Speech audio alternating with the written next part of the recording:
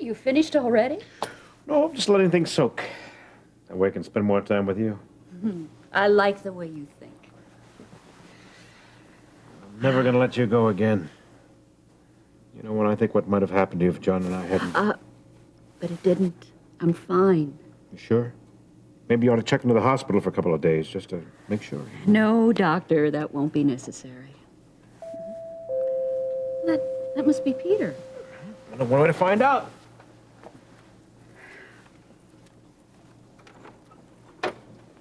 Stacy! Oh, what a surprise! Oh, Miss Davidson, I didn't know you'd be here. Am I interrupting something? No, come in, honey. We're celebrating. Celebrating what? Oh, you were missing. That's right. Are you all right? Well, what happened? I'm all right now. In fact, your father saved my life.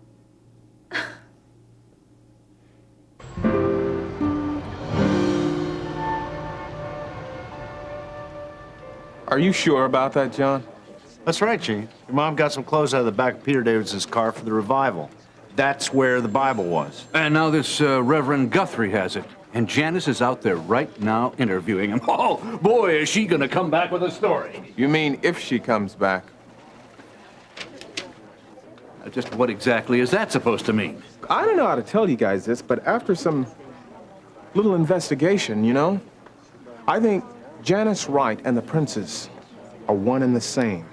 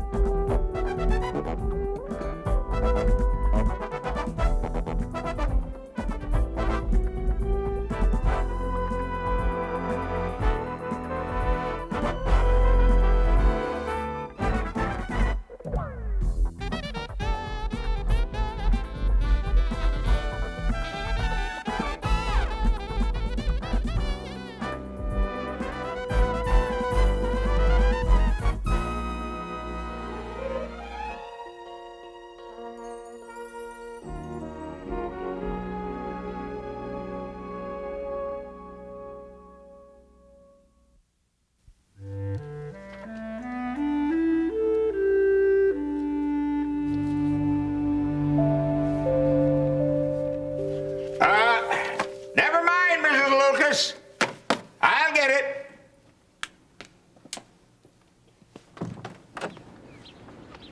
Vaughn. Preston? Yeah, come in. Yeah, certainly. Come on in. If you came over here expecting to find Courtney, you made a trip for nothing. No, I know she's not here. I've just come from the King's Arms. She's still registered over there. Ah, then what are you doing here? Well, we need to talk. I thought we did that the last time. Last week when Charles was here, we didn't get much done at all. We need to talk alone. All right, you've picked a good time for it. Charles is at the office working, Mrs. Lucas in the kitchen preparing dinner. Now, what's on your mind? As if you didn't know. Well, of course I know it's the marriage, but what specifically? Well, I need to know what you think Courtney intends to do about all of this. Huh? Well, as far as I know, she hasn't taken any steps to end the marriage, if that's what you're asking. Could it be she's having second thoughts? Possible, but I doubt it. Preston, how do you feel in all of this? I mean, are you that eager to see this marriage dissolved? Look, Vaughn, I want what's best for Courtney. Come on, Preston, it's a little late for that. I mean, you practically held her hand while I put the ring on. Yes, I know exactly what I did. That's why I'm staying out of it right now. Oh, and is this how you intend to ease your conscience? Yeah, I guess you could say that. I should not have pressured her into the marriage in the first place. I was concerned about Phyllis. Oh, not to mention Carpenter's shipping. Yes, that too. That's why I want Courtney to make up her own mind about you. Well, we already know what she thinks about me. Well, if we know that, then I guess you've got your answer. Yes, but only if I choose to accept it and allow her to do what she wants. I don't understand. Look, I can fight her on a divorce. Well, why? If Courtney wants out, why contest it? Because maybe it'll give me just the time that I need to prove to Courtney that I do love her. You're not serious. I'm very serious, Preston. But what are you, some kind of a masochist? Why do you want to bring more pain and grief down on the two of you? Look, Preston, you may find this hard to believe, and I know your daughter doesn't believe it at all right now, but I do love her. I love her. And in time, I know she can learn to love me. Vaughn, I really don't know how to tell you this, but see, I don't think that Courtney loves you. Now, she's tried to be a wife to you in spite of your difficulties. What more can you ask of her? Look, Preston, I think... No. I know that given the time, I can prove to Courtney that my love for her is real. But that's where I need your help. I've already told you I have no intention of interfering. Oh, come on, Preston. Give it some thought. Oh, I see where you're going. Phyllis, huh? Well, I'm not going to let you blackmail me with that one, not at the expense of my own daughter. Come on, Preston. If Courtney annuls this marriage or divorces, flat out, you're going to have to move Phyllis from Rose Hill. Yes, a prospect I may well have to face when the time arrives. Look, Vaughn, you've got to know that the only chance you have of keeping Courtney is to let the girl make up her own mind and then accept that decision, whatever it may be. But she'll never want to see me again, Preston. I can't let that happen. But you've got to let go, Vaughn. You just have to let go. And in the meanwhile, seek a specialist to give you some help with your problem. I already have. Good, good. Now, that's a step in the right direction. Yeah, but I need to do more, Preston. I mean, I can't stand idly by and watch Courtney end our marriage in divorce or an annulment. Well, Vaughn, I am very much afraid that is exactly what you may have to do. What? Janice Wright and the princess are one and the same person? Oh, come on, Gene. Walter, that's what it's pointing to. Why? Why does it point to that? All right, number one. We don't have a photo of the princess. All right. No one really knows what she looks like. Now, number two, Carla told me that she came in here one day and she overheard Janice Wright having a phone conversation about the Bible. Yeah, well, that's still nothing concrete. Granted. But take a look at her resume, John. Carla called Bishop College. They've never heard of a Janice Wright before. And that isn't all. Every time we found that there was more news about the Bible's whereabouts, Janice was in the room. She's the one. She is the informer. And that's exactly what I think, Walter. Yeah, and now she's with this Reverend Guthrie. Who has possession of the Bible? Hey, no, wait. How did she know that? I mean, you just told us that a few minutes ago. Peter and Courtney told her. The princess, that is, in exchange for their safety. You know, the thing that really angers me about this whole thing is that we were making plans to recapture Lance and the Bible, and all along the princess was right under our nose. She knew about the scam with Lance, and she also knew that my wife was posing as the princess. She also knew about the electronic tracer we put in Lance's car. And that's why he stole Peter's car. John, look, I'm really sorry because I just feel responsible for this whole thing. Come on now, Gene, you're not responsible. If anybody's responsible, it's me. I wouldn't have taken much to check out her credentials, but, you know, they told me upstairs to put her on, so I figured she's okay. Yeah, I know about that, but if we'd only known about this sooner, then, you know, I mean, Lance would be back in jail, and then Harold's client would have that silly Bible back, and, well, John, you wouldn't be on suspension. Yeah, well, we know about it now, and we're gonna put an end to this princess's charade.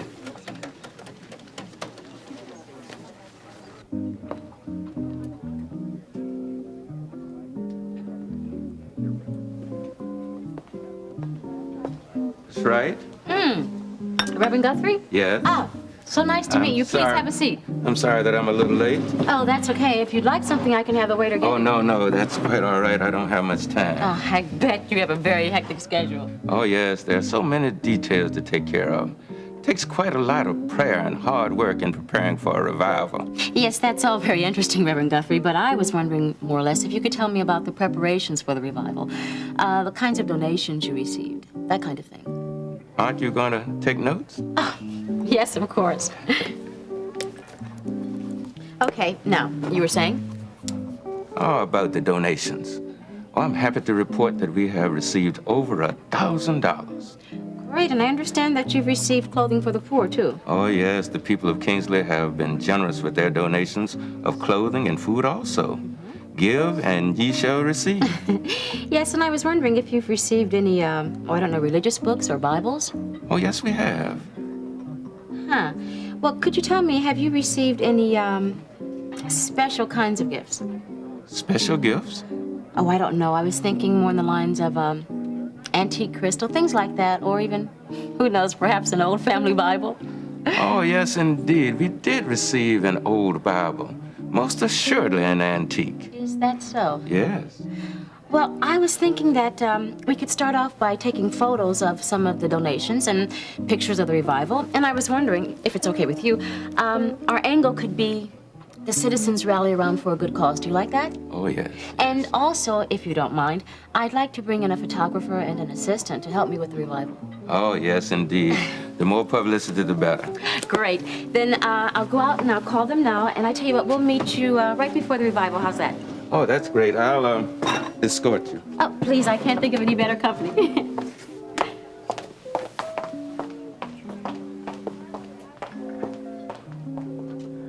Saved your life. Well, how?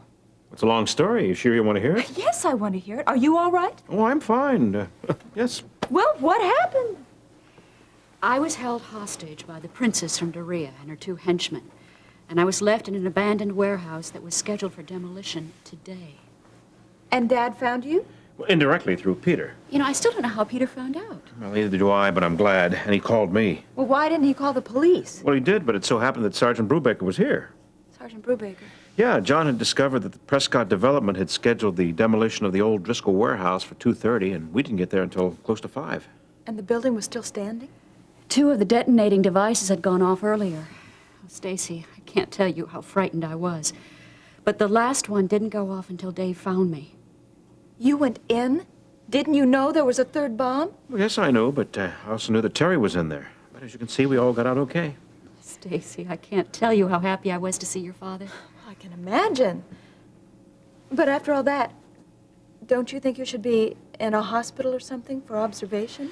Oh, I'm the doctor on this case, and I'm taking good care of my patient. Any complaints? None? I just wish that your situation had been a little easier, honey. Well, I've gotten a clean bill of health, and I think I'm glad to be back home. Why do you say it that way? Well, it's still hard to readjust to everything. So many things seem to have changed. Well, how did things go for you at the Chronicle? Mr. McGovern tried to be very nice, and he had a party waiting for me. Well, that was very thoughtful. That's one way of looking at it. Well, did that bother you? Yes, it did, a little. You know how I am about things like that, Dad. I would have preferred no welcome back Stacy banner or party. Just a little hello would have been fine. Well, honey, it's going to take a little time for you to get readjusted to old friends and situations. I'm beginning to realize that even more now. Stacy, over the last couple of months, Terry has become more than a friend to me. I hope you'll be able to accept that.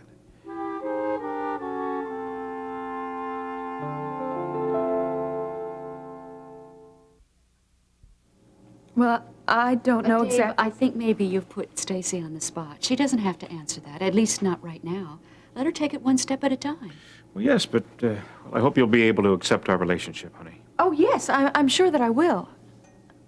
I'll tell you what, why don't I go in the kitchen and finish up the dishes, and you and Stacy can talk privately. Oh, but I'm supposed to be taking care of you. But you did! You made me a marvelous dinner, so now just let me return the favor, okay? I wasn't rude, was I? No, honey. Look, I know how difficult these next couple of days are going to be, but you'll make it. Dad, why didn't you tell me about you and Terry before?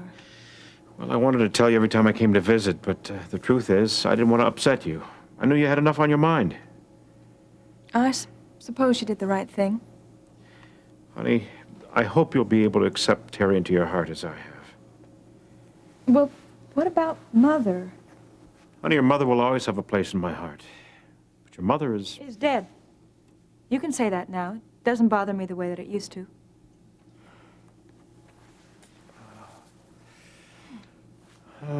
It's been a long time since I've done this. Sometimes I wish I could become your little girl again. Things were so much easier. This is a rough time in your life, honey. But you don't have to face it alone. That's right. I have you. And Terry? And Terry. And Russ. Russ? Oh, Dad, he's been so good to me. He's always been there for me. Well, I'm glad he's been such a good friend. Well, Russ has been... What? Never mind. Gil stopped by the Chronicle while I was there today Gil? What did he want? to talk, but I didn't want to talk to him. At least not yet. How do you feel about Gil now? I mean, I've talked to him and he says he's changed, but I don't know. I feel numb when it comes to Gil. That's why I didn't want to talk to him. When I'm ready, I'll listen to what he has to say, but Gil and I are through. Maybe that's all for the best. Things always do work out for the best, don't they? If you turn them over to the Lord. I love you. Oh, I love you too. I'm happy that you're back. Yeah, me too. Well, I think I'll be going now. Oh, wait a minute. Let me get Terry so she can say goodbye too. No, that's right. You can just tell her that for me, okay? Okay. Bye. Bye-bye, honey.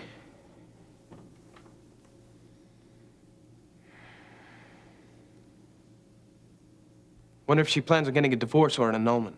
Well, does it really matter to you? Yes, it does. And if Courtney gets an annulment, your brother Charles has no claim to that seat. Well, he seems to think differently. Matter of fact, I've already met his lawyer. Well, it doesn't matter. I mean, the guy doesn't have a legal leg to stand on. The only drawback with an annulment is so close to the wedding, it's just bad publicity. Bad publicity?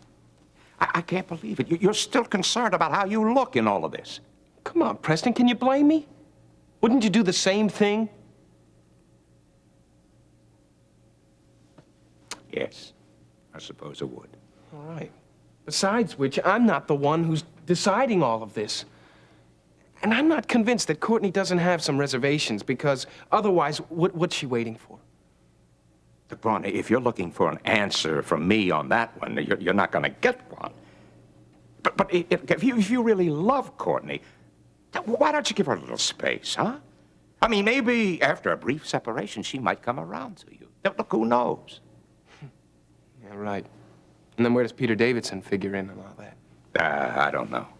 The only time Courtney and I have ever mentioned him, she told me that somehow it matters to Peter Davidson whether her marriage ends in an annulment or a divorce. For what reason? Some cockamamie moral grounds. I'm not really sure. Peter Davison, I wish the guy would have never come into the picture, and all of this would have never happened. Oh, come on now, Vaughn. If Courtney had never met Peter Davison, you still got the same problem. Yes, but Courtney wouldn't have pushed up the wedding like she did, and I would have had 4 years to figure all of this out. Maybe. Look, Preston, I need your help. If you can manage to talk to Courtney, help her to realize that I really do love her. Maybe she'll remain your wife? That's asking a lot, Vaughn. That may be asking the impossible. Well, then I have no other alternative. I simply keep her my wife, legally. And then maybe emotionally and physically. You can't keep Courtney by keeping her trapped. Haven't you learned that by now? Look, Preston, the only thing I've learned in all of this is that I really love your daughter. And I'm not going to give up. Not without a fight. Well, if it's a fight you want, I'm sure it's a fight you'll get. If only we had known sooner that this princess was a capable impersonator, then we could have made the connection. Oh, come on now, Gene, how could we have known? Now, if there's any blame to be placed, it should be placed on me. I should have taken the time to check her credentials. But Walter, she knew our every move. We played right into her hands. Yes, well, as John says, we sure know now. You know, we have Carla to thank for this whole thing. Carla was jealous, I tell you, and I'm really happy about that now. She didn't trust this Janice right from the beginning. That's terrific. Just terrific. What's the problem, man? I called over to the station to get 2 guys to go over to the revival to pick up the Bible. Yeah, and? Old stone-faced Seagate gets on the line there and intercepts the order and just squelches the whole thing. Well, why'd the guy do that, for crying out loud? I don't know. He heard the name Dar Salaam. He found out that I made the request. He blew his top. Oh, no, John, you didn't make it an official order, did you? It's not going to make any difference anyway. The State Department's breathing down his neck. Anytime he hears the name Dory, he just goes nuts. Okay, that's great. Now, where does that leave us? Well, I'm going to go over to the revival tent. I think I got a better idea. What's that?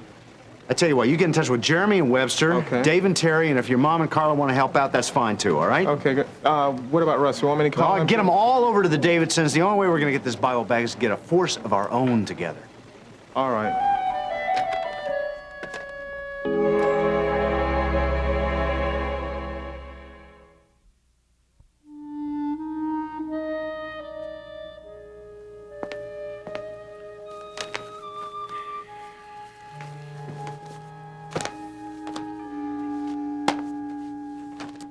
Your Highness, did the minister have the Bible?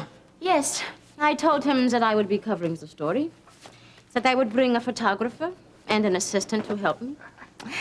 I must admit, gentlemen, he was very helpful. Do you realize this is it? Everything we have been waiting for.